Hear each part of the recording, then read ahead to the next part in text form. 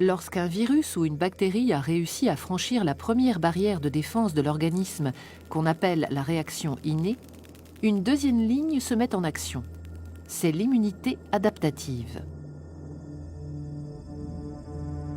Ce deuxième bouclier protecteur fait appel à des globules blancs spécifiques aux vertébrés, les lymphocytes.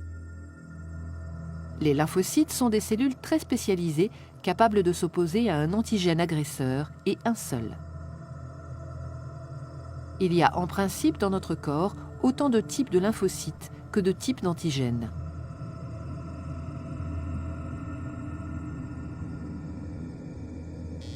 Lorsqu'un antigène agresseur a réussi à franchir la première barrière de défense de l'organisme, ces lymphocytes se mobilisent et quand ils reconnaissent la nature et l'identité de l'intrus, ils s'activent.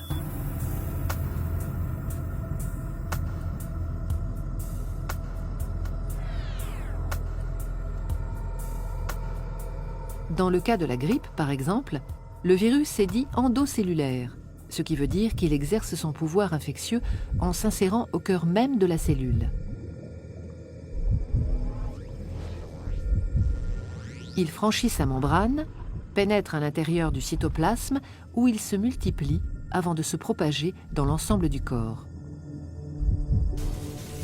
La cellule infectée présente alors à la surface de sa membrane des éléments identificateurs de l'antigène agresseur qui l'a contaminé.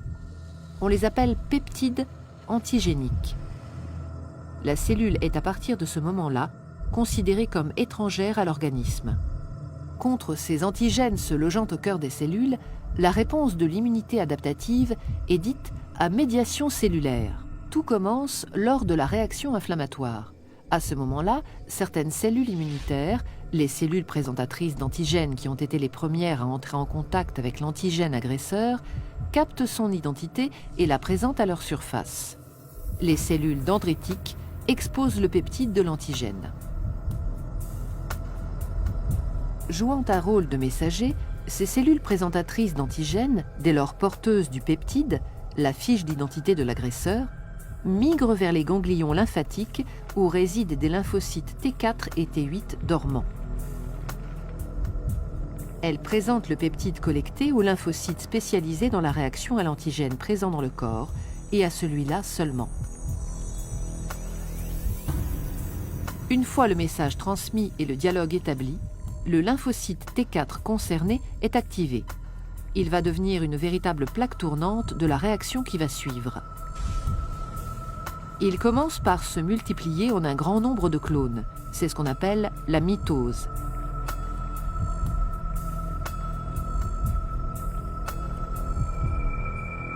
Certains des clones deviennent des LT4 mémoires.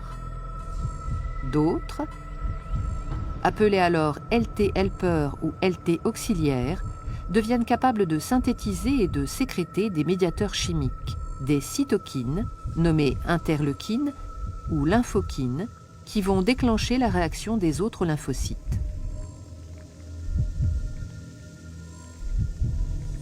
Les interleukines émises stimulent à distance d'autres lymphocytes, notamment les lymphocytes T8, déjà mis en alerte depuis leur contact avec la cellule présentatrice d'antigènes. En réponse aux messages chimiques qu'ils reçoivent, les lymphocytes T8, dits immunocompétents, se multiplient à leur tour. Une partie, les LT8 mémoires, sont conservées. Les autres deviennent des cellules tueuses qu'on appelle lymphocytes T cytotoxiques. Patrouillant dans l'organisme, ils sont maintenant capables de reconnaître puis de détruire les cellules infectées.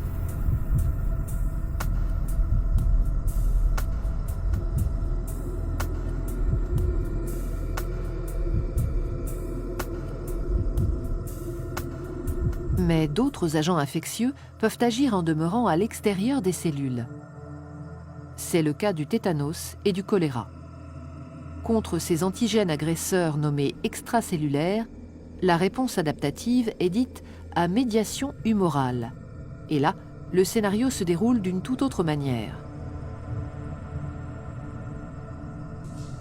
L'identification de l'antigène agresseur est opéré par une catégorie différente de lymphocytes, les lymphocytes B.